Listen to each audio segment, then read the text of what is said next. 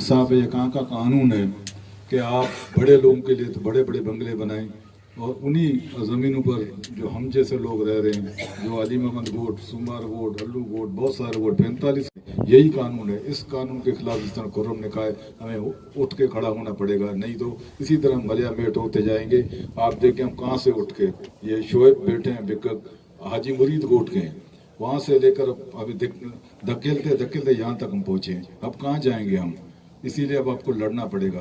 अब यहाँ से अपने टीन टप्पड़ उठाए किसी और तरफ जाने की ज़रूरत नहीं है, यहीं बैठेंगे यहीं लड़ेंगे।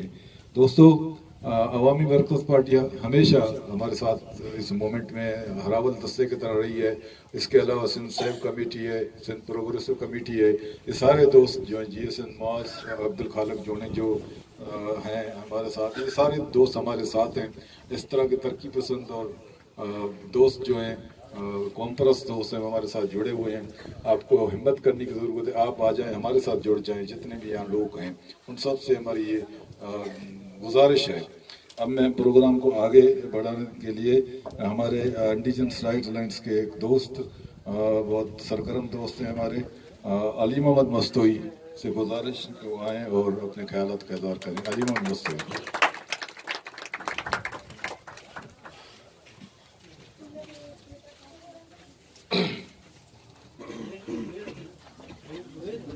झांझा हुई जेरी विरची न वेठी वने भू बेठी सिकंद के सजणे। ही बेत जो लतीफ़ सरकार चयो आहे ऐं जे ॻोठ में आया आहियूं फैज़ मोहम्मद गबूल, हुन पंहिंजी धरतीअ सां हिन बेहटाउन खिलाफ़ थींदड़ जदोजहद ऐं मल्क रियाज़ खे जेके हुन जवाब ॾिना त जेकॾहिं तूं मूंखे चवी थो आउं ज़मीन विकिणां पर तूं ॿुधा तुंहिंजी माउ जी क़ीमत छा आहे, आउं ॾियण लाइ तयारु आहियां। जेके माण्हू पंहिंजी धरतीअ खे माउ सम्झंदा आहिनि, हिकु माउ उहा आहे जेका जनम ॾींदी आहे, ॿी माउ उहा आहे जेका गोद वठंदी आहे। जिते असां नंढा थी वॾा थींदा आहियूं त सिंध खे हुन पंहिंजी माउ सम्झो ऐं हिन कराची जी धरती खे हुन पंहिंजी माउ सम्झो।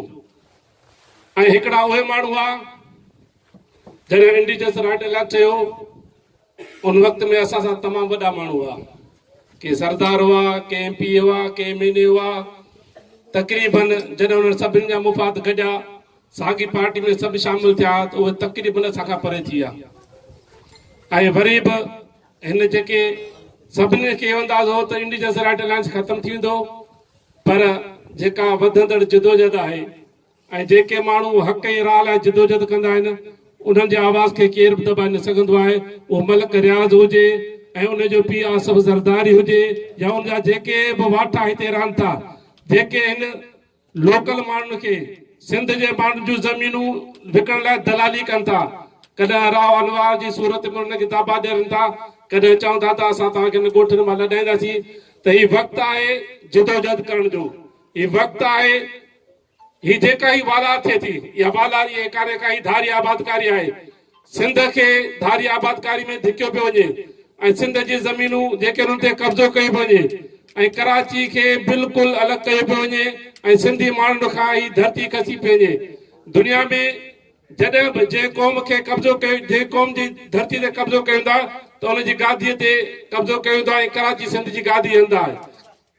ऐं तव्हां असांखे जेका वेड़ विढ़णी आहे धारी आबादकारी खिलाफ़, पंजनि वसीलनि खिलाफ़, अॼु ॾिसो त ही तव्हांजे असांजे साम्हूं आहे जेको कुझु बि कोन हो।